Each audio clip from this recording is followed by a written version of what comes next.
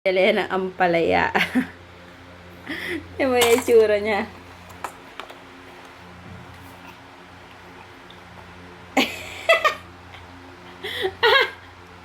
Anyari sa'yo? Ah.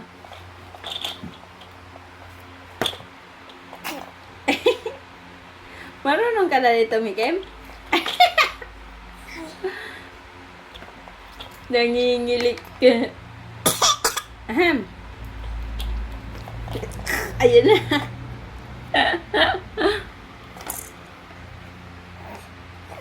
Napangin na ng lasa. Pangit lasa ang palaya, be. Pangit ang lasa niyan.